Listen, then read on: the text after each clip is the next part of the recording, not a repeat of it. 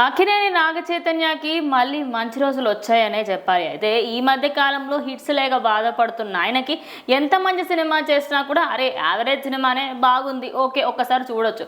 కానీ తండేల్ సినిమా చూసిన తర్వాత మాత్రం ఇదిరా సినిమా అంటే ఇలాంటి సినిమాలు కదా మాకు కావాల్సింది, ఆ యాసకు తగ్గట్టుగా ఆయన అక్కడికి వెళ్ళినప్పుడు చేసే యాక్టింగ్ ప్రతి ఒక్కరు పీక్ లెవెల్లో ఉంది.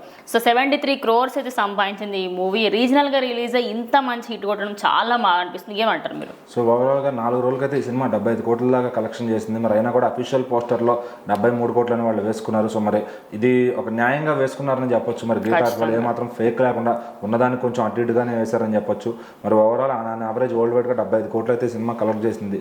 అండ్ ఆదివారం వరకు ఆడుతుంది అనుకుంటే సోమవారం కూడా ఎరగదీసిందని చెప్పాలి. ఎందుకంటే వర్కింగ్ డేలో సినిమాలు చాలా తక్కువ చూస్తారు. బట్ మరి ఈ సినిమాకు ఉన్న రెస్పాన్స్ ఎట్లా ఉందంటే ఆదివారం ఎవరైతే చూడలేకపోయిన వాళ్ళు ఉన్నారో వాళ్ళు ఖచ్చితంగా సోమవారం కూడా వచ్చారని చెప్పొచ్చు.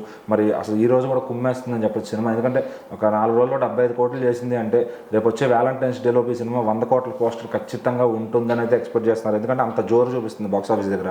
మళ్ళీ అట్లానే ఈవినింగ్ షోస్ బాగా పికప్ అవుతున్నాయి. సో మరి ఈ నెక్స్ట్ ఈ వీక్ అంతా కూడా చాలా బాగా ఆడేలాగా ఉంది. మరి ఇంకా నెక్స్ట్ శివరాత్రి వరకు శివతాండవం అని చెప్పొచ్చు బాక్స్ ఆఫీస్ దగ్గర. మరి నాగచైతన్య గారికి అయితే చాలా బిగ్ రిలీఫ్ అంటే బిగ్ రిలీఫ్ వచ్చింది. ఎందుకంటే అసలు మినిమమ్ 50 కోట్లు టచ్ చేయాలన్నా 70 కోట్లు టచ్ చేయాలన్నా ఫుల్ లెంత్ మీద అయ్యేది కాదు.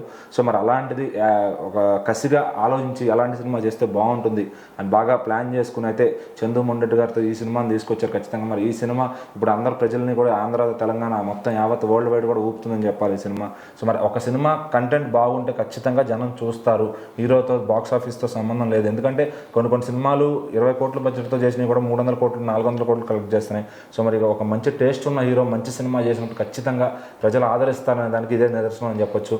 మరి సాయి పల్లవి నాగచైతన్య గారి కాంబినేషన్కి అయితే సపరేట్ ఫ్యాన్ బేస్ ఉందని చెప్పొచ్చు. మరి వాళ్ళిద్దరూ చేసిన ఈ రెండో ప్రయత్నం అయితే ఘన విజయమైందని చెప్పాలి. మరి 4 రోజుల్లో 75 కోట్లు అంటే ఇది మామూలు విషయం కాదు. ఒక ఈయనతో పాటు ఉన్న లీగ్లో నాని విజయ్ దేవరకొండ వీళ్ళెవరి వల్ల కూడా అసాధ్యంగా అవంది ఇటు చేతు గారు చేసి చూపించారని చెప్పొచ్చు. సో మరి ఆయన టైర్ 1 ఉండాల్సిన హీరో అనుకోకుండా మరి ఈ లీగ్లోకి అయితే వచ్చారు. సో మరి దీని తర్వాత నుంచి స్టెప్ బై స్టెప్ ఇంకా పెరుగుతూ ఒక బిగ్ లీగ్లోకి వెళ్తారని అయితే నేను అనుకుంటున్నాను. మరి చూద్దాం తండే వెళ్ళి ఎక్కడ ఆగుద్దు అని.